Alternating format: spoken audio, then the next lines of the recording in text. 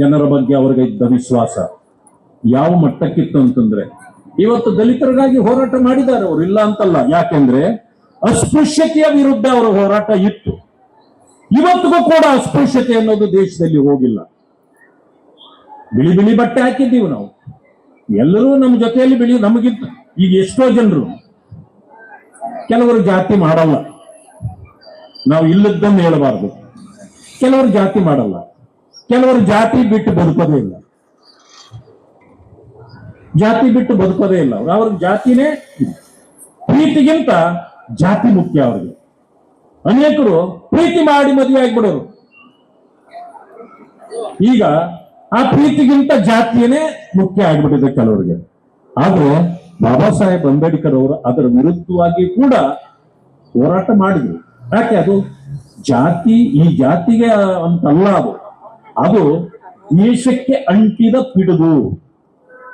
ಹೆಣ್ಣು ಮಕ್ಕಳಿಗೆ ಸತಿ ಸಹಗಮನ ಪದ್ಧತಿ ಇತ್ತು. ಬಾಬಾ ಸಾಹೇಬ್ ಅಂಬೇಡ್ಕರ್ ಅವರು ಅದರ ವಿರುದ್ಧ ಹೋರಾಟ ಮಾಡಿದ್ರು. ಈಗಿನವರಿಗೆ ಸತಿ ಸಹಗಮನ ಪದ್ಧತಿ ಗೊತ್ತಿಲ್ಲದೆ ಇರಬಹುದು. ಆ ಕಾಲದಲ್ಲಿ ಗಂಡ ಏನಾದ್ರೂ ಹೆಂಡತಿ ಇರುವಾಗಲೇ ತೀರ್ಕೊಂಡ್ರೆ ಹೆಂಡತಿಯೂ ಕೂಡ ಅವನು ಸತ್ತ ದಿನವೇ ಅಥವಾ ಮರುದಿನವೇ ಆಕೆಯೂ ತನ್ನ ಪ್ರಾಣ ಕಳ್ಕೊಳ್ಬೇಕಾಗಿತ್ತು. ವ್ಯವಸ್ಥೆ ಅದು. ಈಗ ಆ ತರ ಏನಿಲ್ಲ. ನಿಮಗೆ ಎಲ್ಲ ರಕ್ಷಣೆ ಇದೆ. ಯಾಕೆ ರಕ್ಷಣೆ ಇದೆ?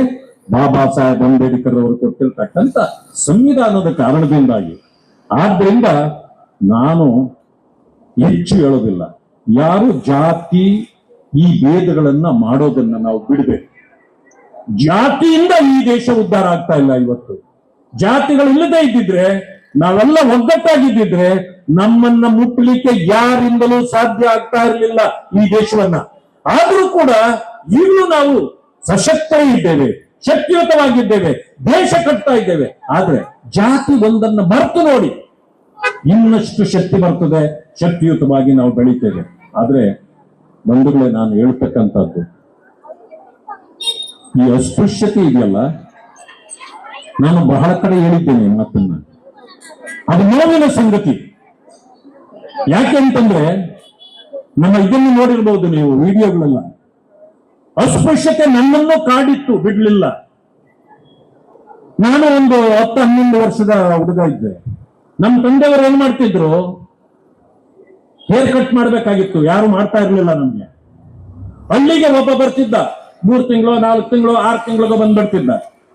ಎಲ್ಲರಿಗೂ ಆ ಊರಿನಲ್ಲಿರೋ ದಲಿತರಿಗೆಲ್ಲ 1 ಅಥವಾ 2 ದಿನದಲ್ಲಿ ಎಲ್ಲ ಕಟಿಂಗ್ ಮಾಡಿ ಒಟ್ಕೊಳ. ಅವನ್ ಬಂದವನೇ ಅಂದ್ರೆ ನಮ್ಮವರೆಲ್ಲ ಮನುಷ್ಯರ್ತರ ಕಾಣೋರು. ಅವನ್ ಹೋಗಿ 15 ದಿವಸ ಆದ್ರೆ ಎಲ್ಲ ಕಾಡು ಮನುಷ್ಯರೇ. ಯಾಕಂದ್ರೆ ತಿರ್ಗಾ ಬೆಳ್ಕೊಬಿಡೋದಲ್ಲ. ಅಂದ್ರೆ ನಾವು ಮಕ್ಕಳು ಶಾಲೆಗೆ ಹೋಗ್ಬೇಕು, ಅಲ್ಲಿ ಕೆಟ್ಟದಾಗಿದ್ರೆ ಸಹಿಸ್ಕೊಳ್ಳೋದಿಲ್ಲ. ಏನ್ ಮಾಡ್ತಿದ್ ನಾವಪ್ಪ, ತನ್ನ ತಲೆ ಮೇಲೆ ಒಂದು ಗೂಡೆ ಇಟ್ಟು ಸುತ್ತಲೂ ಕಟ್ ಮಾಡಿ ಮಡಿಕೆ ಇಟ್ಟಂಗೆ ಮಾಡಿ ಸ್ಕೂಲಿಗೆ ಕಳಿಸ್ಬಿಡ್ತಿದ್ರು. ಎಲ್ಲ ನೋಡಿ ನಮ್ಮನ್ನು ನಗ್ತಿದ್ರು. ನಗ್ಲಿ ಪಾಪ, ಏನು ಮಾಡೋಕ್ಕಾಗಲ್ಲ. ಆದ್ರೆ ನಾನು 7ನೇ ಕ್ಲಾಸ್ಗೇನೋ 6ನೇ ಕ್ಲಾಸ್ಗೋ ಬಂದೆ. ಪಕ್ಕದಲ್ಲಿ ಒಂದು ಇದಕ್ಕಿತ್ತು, ನಾನು ಹೋಗಿ ಕಟಿಂಗ್ ಮಾಡ್ಬಿಡು, ನನ್ನ ಮನೆಯಲ್ಲಿ ಮಾಡಿದ್ರೆ ಚೆನ್ನಾಗಿ ಕಾಣಲ್ಲ ಅಂತ. ಅವನು ಪಕ್ಕದಲ್ಲಿ ಎಲ್ಲರೂ ಕೆಲವರೆಲ್ಲ ಇದ್ರು, ಇವನು ಯಾರು, ಇವನು ಇಂಥವ್ರ ಮಗ, ಅವನಿಗೆ ನೀನೇನಾದ್ರೂ ಮಾಡಿದ್ರೆ ಅಂಗಡಿಗೆ ಸುಟ್ಟಾಕ್ಬಿಡ್ತೀವಿ ಅಂದ್ಬಿಟ್ರು. ಅವನಿಗೆ ಅವನು ಎದುರ್ಕೊಂಬಿಟ್ಟು ನಾನು ಮಾಡಲ್ಲ ಅಂದ್ಬಿಟ್ಟ.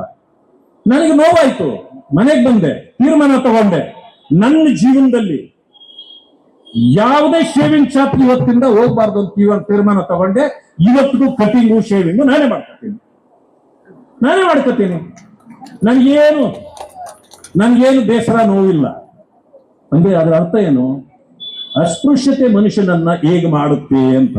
ನಿಮ್ಗೆ ಆಶ್ಚರ್ಯ ಆಗ್ಬೋದು, ಹೆಂಗ್ ಮಾಡ್ಕೊಳ್ತಾರೆ, ಸುಳ್ಳು ಹೇಳ್ತಾರ ಅಂತ. ನೀವು ಸುಳ್ಳಲ್ಲ, ನಿಜ. ನಿಜ ನಿಮ್ಗೆ ಪ್ರೂವ್ ಮಾಡ್ಬೇಕಂದ್ರೆ ನಮ್ಮ ಮನೆಗೆ ಬರ್ಬೇಕು ನೀವು. ಆಮೇಲೆ ಬಂದು ನಾನು ಕಟಿಂಗ್ ಮಾಡ್ಕೊಳ್ಳೋವಾಗ ನಿಂತ್ಕೊಂಡು ವಿಡಿಯೋ ಮಾಡ್ಕೋಬೇಕು ನೀವು ಅಷ್ಟೇ. ಆದ್ರೆ ನಾನು ಹೇಳುದು, ನಾವೆಲ್ಲ ಅಣ್ಣ ತಮ್ಮಂದ್ರು, ಅಕ್ಕ ತಂಗಿರು, ನಮ್ಮಲ್ಲಿ ಆ ಭೇದ ಭಾವಗಳು ಇರಬಾರ್ದು. ಆವಾಗ ಈ ಸಮಾಜ ಬಹಳ ಚೆನ್ನಾಗಾಗ್ತದೆ. ಆದ್ರೆ ಅಸ್ಪೃಶ್ಯತೆಯನ್ನ ನಿವಾರಣೆ ಮಾಡ್ಲಿಕ್ಕೂ ಕಾನೂನುಗಳು ಬೇಕಾದಷ್ಟು ಬಂದಿವೆ. ಆದ್ರೆ ಕಾನೂನುಗಳಿಂದ ಅಸ್ಪೃಶ್ಯತೆ ಹೋಗ್ತದೆ ತಿಳ್ಕೊಳ್ಳೇಬೇಡಿ, ಹೋಗೋದಿಲ್ಲ. ಅದು ಮಾನಸಿಕ ಸ್ಥಿತಿ ಮನುಷ್ಯನದು ಬದಲಾದ್ರೆ ಸಹಜವಾಗಿ ಹೋಗುತ್ತೆ. ಅದಕ್ಕೆ ನಾನು ಹೇಳೋದು, ನಾನು ದೇವರಲ್ಲಿ ಭಕ್ತಿ ಇರ್ತಕ್ಕಂಥವನೇ. ಮೊದಲು ನಂಬ್ತಿರ್ಲಿಲ್ಲ, ಈಗ ನಂಬ್ತೀನಿ. ವಯಸ್ಸಿನಲ್ಲಿ ಹಂಗೆ ಇರುತ್ತೆ, ದೇವರೆಲ್ಲಿದ್ದಾನೆ ಅನ್ನೋದು ಇರುತ್ತೆ. ಆದ್ರೆ ಅದಾದ್ಮೇಲೆ ದೇವ್ರು ಎಲ್ಲಿದ್ದಾನೆ ಅಂತ ಆಮೇಲೆ ಗೊತ್ತಾಗತ್ತೆ. ಯುವಕರಿಗೆ ಹೇಳ್ತಿರೋದು ನಾನು. ಆದ್ರೆ ನಾನು ಹೇಳೋದು ಒಂದು ಮಾತು, ದೇವರನ್ನ ಬದುಕೋರು ನಾವು ನಂಬೋರು, ದೇವರು ಅಂತ ಅವರು ನಮ್ಮ ಜೊತೆಯಲ್ಲಿದ್ರೆ ಈ ಅಸ್ಪೃಶ್ಯತೆ ಅನ್ನೋದು ಅವರು ಕೂಡ ಸಹಿಸ್ಕೊಳ್ಳಿಕ್ಕೆ ಸಾಧ್ಯ ಇಲ್ಲ. ಜನರಲ್ಲಿ ಆ ಭಾವನೆ ಹೋಗ್ಬೇಕಂತಂದ್ರೆ ದೇವರ ಆಶೀರ್ವಾದ ಆಗ್ಬೇಕು, ಮನ ಪರಿವರ್ತನೆ ಆಗ್ಬೇಕು.